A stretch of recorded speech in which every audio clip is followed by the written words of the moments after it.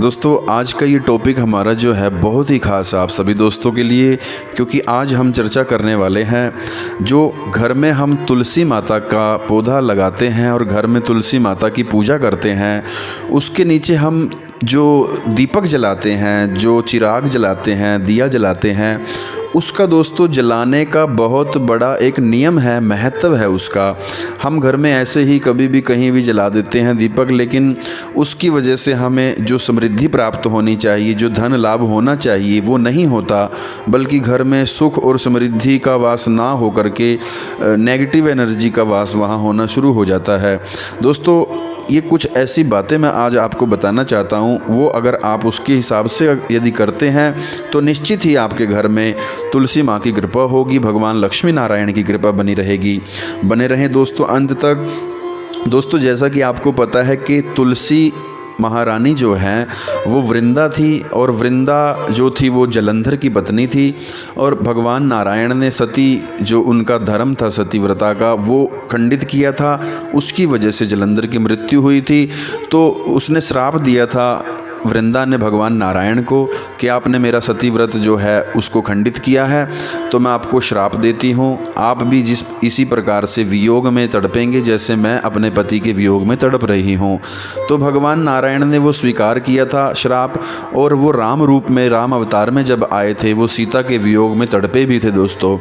तो कहा जाता है कि भगवान नारायण ने फिर उनको आशीर्वाद दिया था, वृंदा को कहा था कि वृंदा तो तुलसी बन करके आएगी, और कार्तिक के महीने में जो भी भक्त मेरी भक्ति करता है तो वो भी तुम्हारी भी भक्ति करेगा, और तुम्हारा विवाह मेरे साथ कार्तिक के महीने में आने वाली जो देव उठनी एकादशी होती है उसको व्रत करके द्वादशी को जो विवाह करेगा तुलसी का और शालिग्राम का, तो वो समस्त सुख को भोग करके अंत में वैकुंठ धाम को प्राप्त करेगा। ऐसी मनोकामना थी दोस्तों। तो भगवान नारायण की कृपा से तुलसी का जो भोग लगता है, बिना तुलसी के भोग के स्वीकार नहीं करते प्रभु अपना कोई भी भोग हम प्रभु को लगाते हैं। तो दोस्तों कहा जाता है कि जो तुलसी का हम पूजन करते हैं घर में, चाहे वो कार्तिक के महीने में करें, चाहे हर रोज़ नित्य रूप से हम तुलसी माता का पूजन करें, परिक्रमा करें, तो उनका जो हम दीपक जलाते हैं दोस्तों उसका बड़ा विधान है। कहा जाता है कि देसी घी का दीपक जलाना चाहिए तुलसी के आगे, और यदि उस घर में गरीब घर है वो, उसमें देसी घी के पैसे नहीं हैं दिया जलाने के लिए, तो वो जो तिलों का तेल है उसका भी दीपक जला सकता है दोस्तों।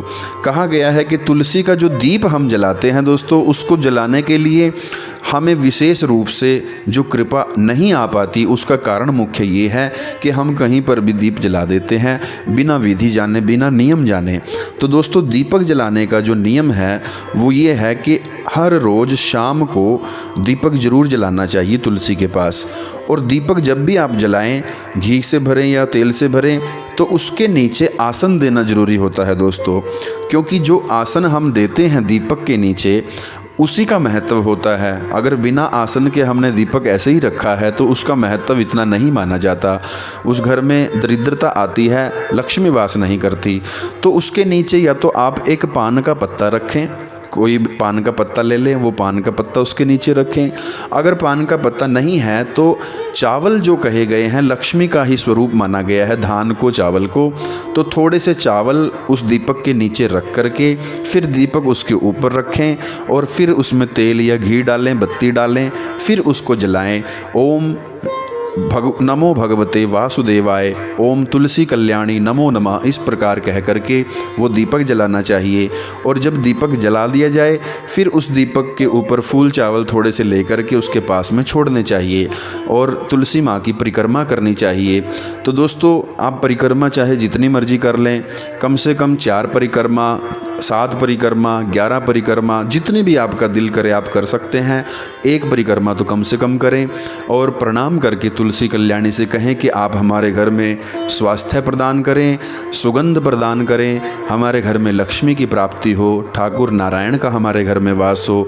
ऐसी मंगल कामना के साथ विधि के साथ दिया जलाया जाता है दोस्तों। जो ये नियम था मैंने आपको बताया, क्योंकि 99% लोग जो हैं ये गलती करते हैं, वो घर में दीपक दीपक तो जलाते हैं तुलसी के पास, लेकिन उसको आसन नहीं देते।